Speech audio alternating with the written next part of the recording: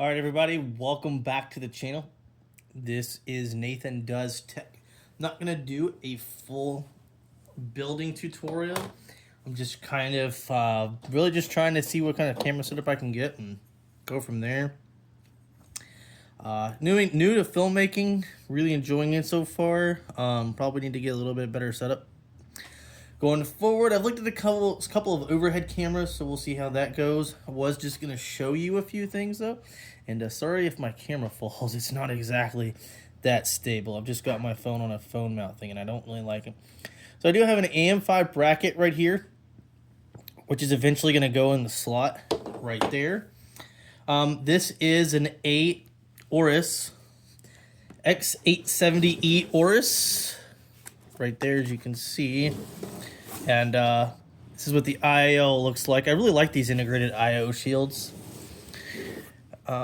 These are very beautiful motherboard.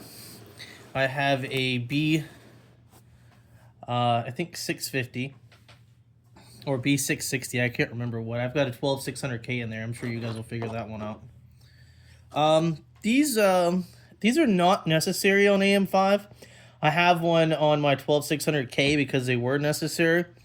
But I will tell you, people have been showing 5 degrees lower. So apparently it is making better contact with the IHS, which is really nice. I will say I ended up getting this bad boy. If you can read that right there. I know it's a little tough to read, but that is a Ryzen 7 9800X3D. Took me about a week to get this thing. I really wish they would update how CPUs are packaged. As far as I'm aware, they've been packaging CPUs. Here's a better look at it right here. The CPUs like this since I've been building computers. And I first started building computers back in 2010, 2011. I was 10 or 11. I can't honestly remember when. I'm sure I could figure that out, though, if I really wanted to. Also, I ended up going with the Vengeance RGB DDR5 32GB kit here. I actually have 2 of these, so I'm actually going to end up having 64 gigs. What was cool about this motherboard is it actually came in a bundle with the 32 gigabytes free. Now, I understand you're saying, well, Nathan, you've got a white motherboard, but you have black RAM. Well, it's not going to be that big of a deal because my cooler is actually going to be covering most of it. But if you guys were curious as to what the RAM sticks themselves look like, and hopefully whenever I do build it, we don't have any RAM issues, but we know that's the most likely cause if there is an issue. And if you see this up here, it is RGB. But these are nice. These are the Corsair Vengeance. They're on sale right now for $97. If 32 gigabytes is $6,400. I didn't really feel like it was necessary to go higher than that. Even though the motherboard does support up to 8,000, I just didn't see a need in spending the extra money. Because if you're going to spend like an extra $150 per RAM kit, which is what it would have ended up being, it just wasn't going to be worth it to me. Now, I'm going to show you guys something else that I think is pretty cool. I try to move this over here without messing up too much stuff. Now, I don't know why it comes in a pink case. It is what it is. I don't really care. But this is the Peerless Assassin 120 White. Now, I've got this same cooler on my other computer, but I made a mistake, guys. I don't know what I did with the AMD bracket for that one, so I ended up purchasing another one. Now, in hindsight, I feel kind of like an idiot because I had to purchase 2. As you can see, they have these really nice white fans, which I like a lot, but, you know, you live, you learn, you make mistakes. Thankfully, it wasn't a very big one. You know, I think I paid I had some Amazon balance from some return or whatever. Okay. I was a little concerned this was a return because the box was open. But all the stuff inside is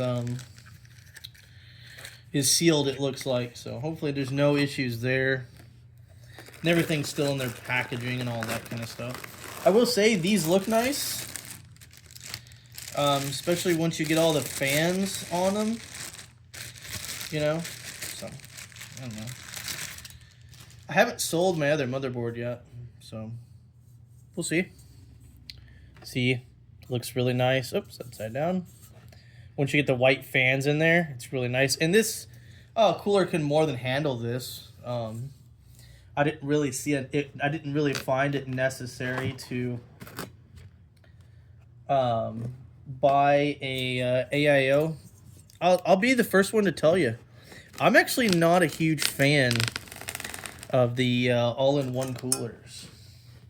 And I'm really butchering that, so sorry you had to watch that. I'm just going to keep that out for now. Put this box up. I've had some AIOs in the past.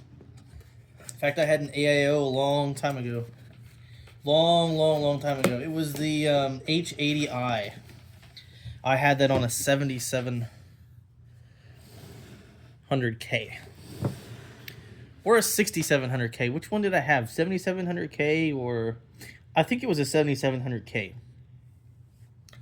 I don't have an AMD or an Intel bias. I also don't have an NVIDIA or a AMD bias. I just buy whatever I feel meets my needs. And I really wish everybody else would do the same. Like, I'm going from a 6700 XT graphics card to the 4070 Ti that I already installed. And you know what? I did it because I'm thinking at some point that I may want to... Oh, we're going out. That I may want to stream. So in thinking about that, you know, I'm thinking to myself, well, you know what?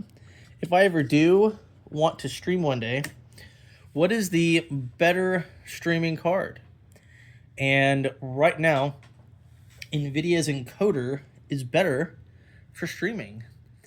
Could I have possibly streamed with my 6700 XT, or maybe have even purchased a 7900 XT? You know, something similar in that price range. I could have.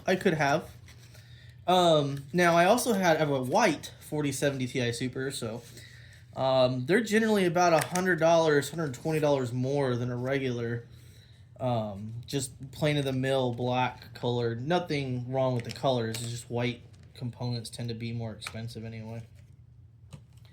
It's nothing weird, anything like that, so don't get the wrong idea. People do these days, which I find sad.